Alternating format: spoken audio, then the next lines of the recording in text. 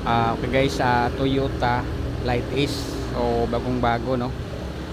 So dinala dito ni sir sa atin dahil gusto niya palagyan ng aircon doon sa likuran. So kasi ang design nitong unit na to, no, ang kanyang aircon ay sa harap lang.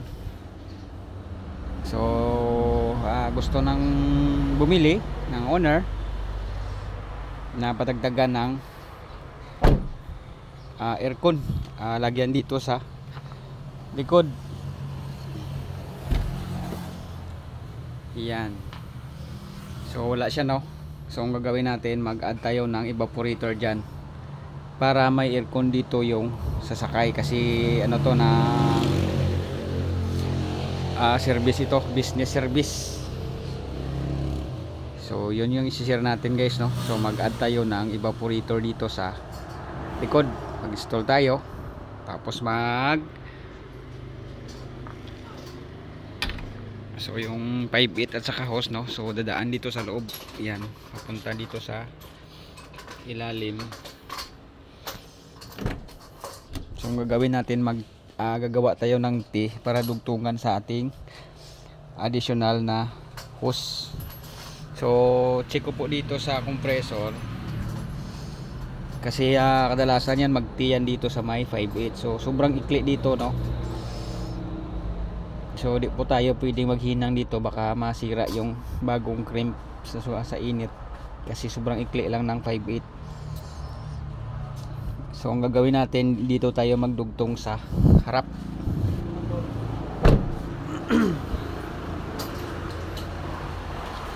Yan, so dito tayo mag-add ng ating union. Maglagay tayo ng union dito.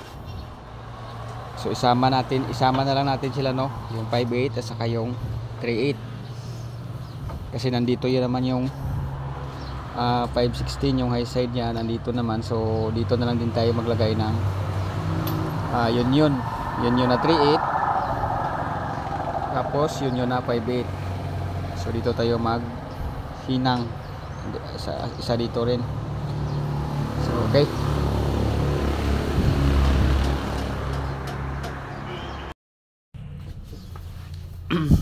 Okay, so dito tinanggal ko na po dito yung cover. May cover sa dito guys, no. So dito dadaan ang ating hose na dalawa, yung 5.8 at saka 3.8. So dito siya dadaan, tapos pababa sa ilalim kasama yung drain. Yan, tapos dito, so ito yung takip na kinuha natin guys, no. So punta na tayo dito sa ating front.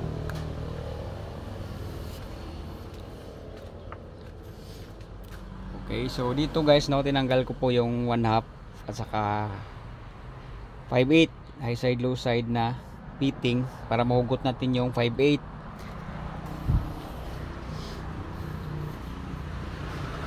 Okay, so yan, dito po yan nakalagay yung 5.8 at yung 5.16 na tube. So tinanggal natin para maglagay tayo ng half union sa bawat isa, no. So ito yung tinanggal natin na suction line kasi dito, so meron ako nilagyan dito na sign, yung pitil pin. So dito magbutas tayo para ilagay natin tong half union na 5.8. yan, dyan natin ilagay, tapos i-welding. So yan, no, lagay natin yan. Then sa 5.16 na high side ganun din. So ito, yan. So may marking po tayo dyan. So magbutas lang po tayo dito ng mga 1/4 size, tapos i-weld natin tong 5.16 na half union. Yan, no, para dito natin ilagay yung ating fitting saka sa 5.8 din, no. Okay. Okay, so ito na ang ating half union guys, no. So nakabutas na tayo dito. So yan, may butas po yan. Nilagyan ko po ng bolt para mag-weld tayo, di po maalaglag tong ating union. Yan.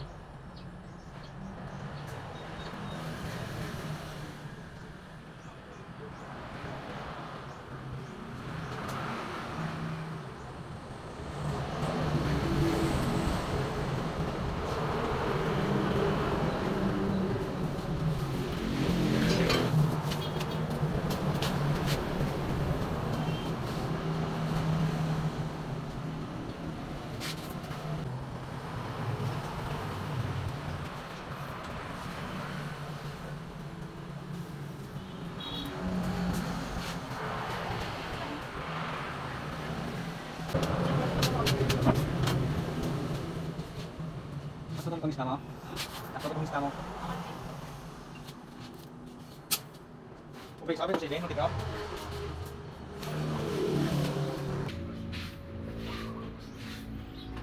Okay, so yan na po ating hinang. Yan, so medyo pangit ang ating hinang guys, pero at least para importante wala po siyang leak, no? Yan. Okay.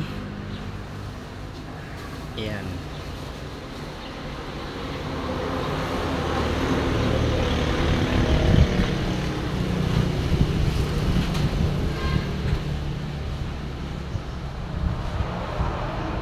Yan, so ito na yung may ano guys, so na damage po yan sa balina, pero good pa yan, wala po siyang leak, wala naman siyang butas, no? So medyo pangit pero at least wala pong leak ng ating hinang. Okay, so next naman ang ating itong maliit yun.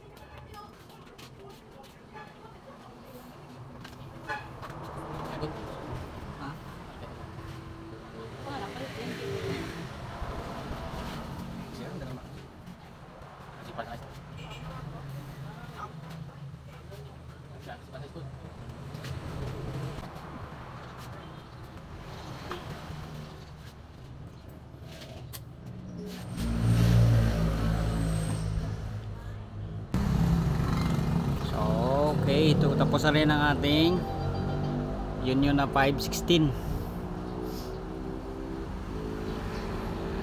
Okay. Yan, so muntik nang mag-collapse guys sa lakas ng apoy. Pero good pa yan. Okay, data. Yan. So, okay na. Oh, Union. Sila? Oo. Sige, sige, doang lang. Okay, so kabit na natin.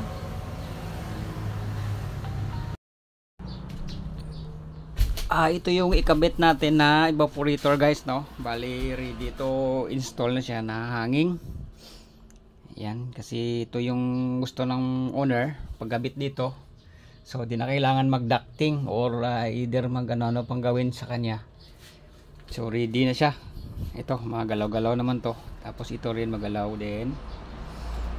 Yan. So itong kanyang bracket, no? Yan, so ilagayan natin dito. Yan, so dapat mas ano siya, magandang pagkalagay, and then matibay. So may bracket pa naman na dito na isa. So nandyan na rin ang ating hose. So install lang natin to dito evaporator guys, and then magkabit na tayo ng hose na line papunta doon sa ating Union.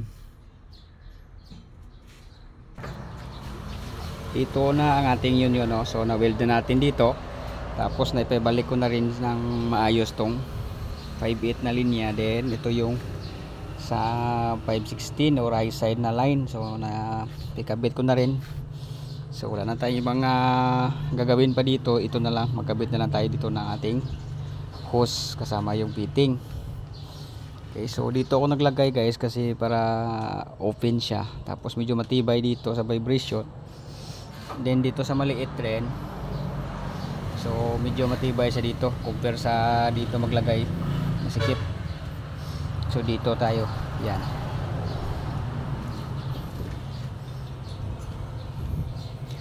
Okay, so install muna natin yung ating evaporator. 1 hour later. Okay guys, no, Thanks God. So ito na yung ating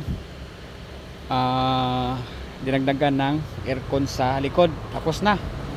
So nag-add tayo ng konti lang na freon. Okay, so may nakuha tayo itong reading na 50. So try natin yan, bababa pa yan guys kasi mag-adjust yan ng konti dahil nag-add tayo ng evaporator sa likod. So okay naman yung lamig. So ayan, nagmo-moist naman siya. Okay, tapos dito okay rin, nagmo-moist man. Ayan, nagmo-moist rin siya. Okay lang yung lamig guys, no?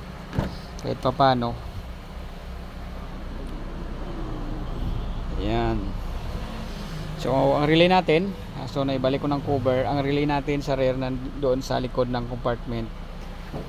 Ayan, so bagong bago baga guys, no? Tapos yung hose natin nandito daan. So yan guys, atong ating hose guys, oh. Okay. Yan yung ating hose. So punta tayo dito sa loob.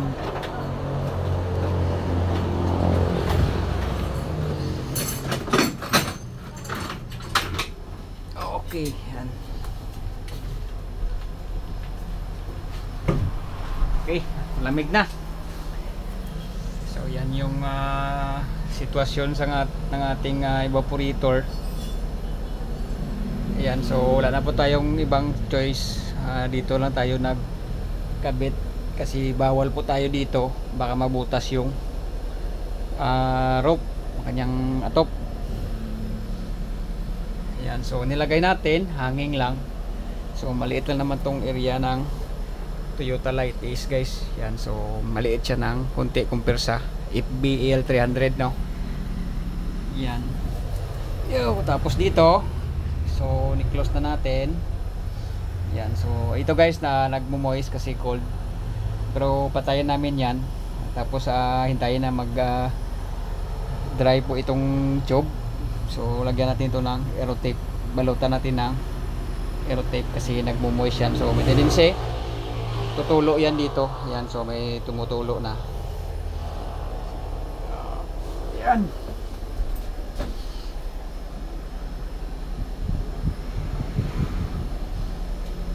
So okay ng ating kinonvert na Toyota Light Ace guys, no?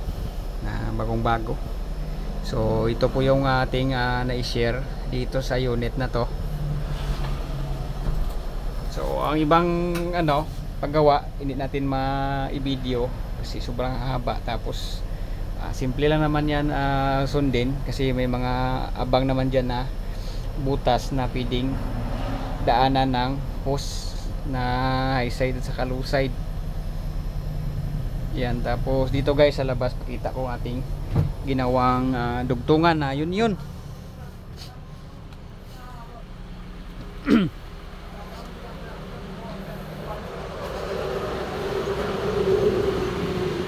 So ito yung ginawa natin na yun.